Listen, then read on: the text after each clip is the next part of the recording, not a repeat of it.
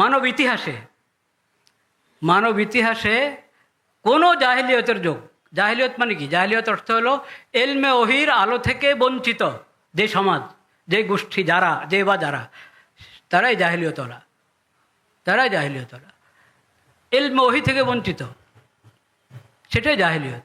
সেটা পুরানো জাহিলিয়ত হোক আর নব্য জাহিলিয়ত হোক। তো কোনো জাহিলিয়তের যুগে নারীরা এত মজলুম হয় নাই যত মজলুম এই নব্য জাহিলিয়তের যুগে হয়েছে। এটা একটা বাস্তবতা। কিন্তু এই জুলুম হলো সূক্ষ্ম জুলুম।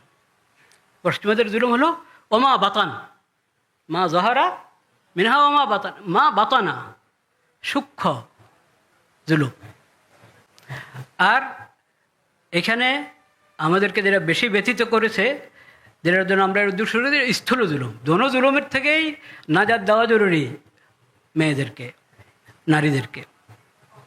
স্থূল জুলুম, এসব জুলুমের এলাজের জন্যই ইনসাফ ফাউন্ডেশন, ইনশাআল্লাহ